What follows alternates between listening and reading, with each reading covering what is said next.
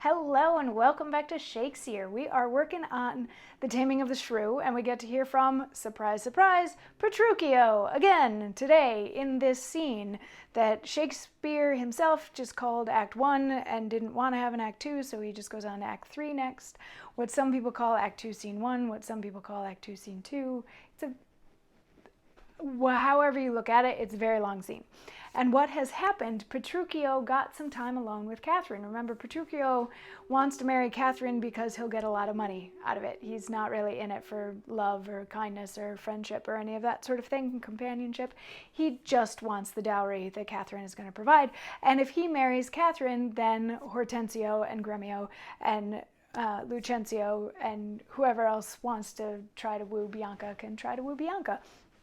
So a bunch of them had gone in to be tutors to Bianca, and a bunch of them are in disguise at the moment. And Hortensio, as Licio came out, Catherine had broken a lute over his head, but then Catherine was brought out so that she and Petruchio could spend some time together.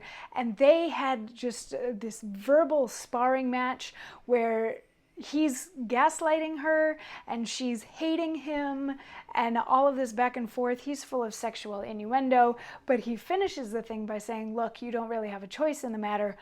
I'm gonna marry you. And she's like, no, you're not. But then Baptista and Gremio and Tranio come outside, and Baptista's like, so how's it been going? And Petruchio's like, oh, everything's been going great. And as a matter of fact, we're going to get married on Sunday. And Catherine is like, no, I'm going to watch you be hanged on Sunday before I get married to you. And the other guys are like, see, like, we told you she was rough. Are you sure that you're going to do this? Like, you're sure you're getting married on Sunday?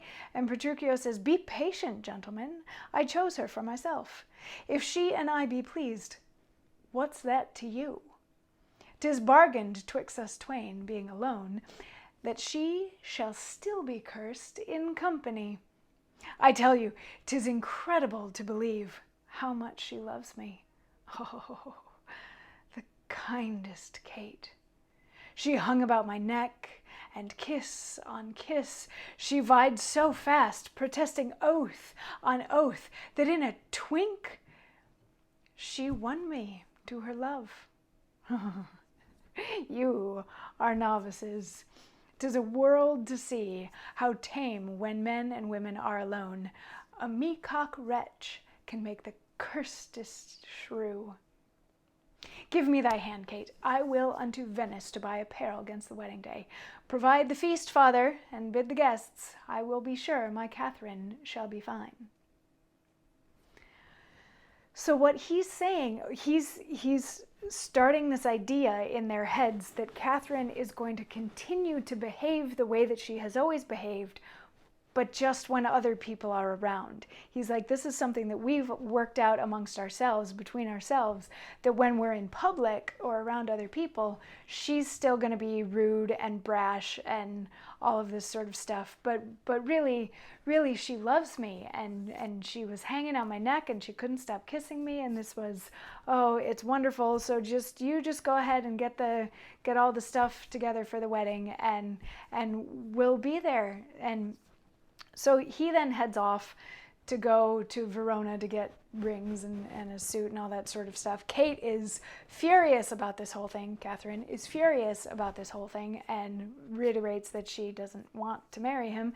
And she leaves at the same time as Petruchio, but not with Petruchio, because they're going to their separate corners until the knockdown, drag-out wedding is going to happen.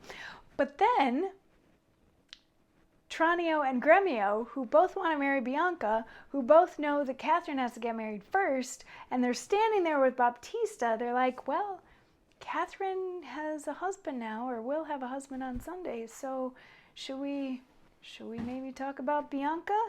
And they will talk about Bianca in tomorrow's monologue, so I'll see you then for that. Mwah.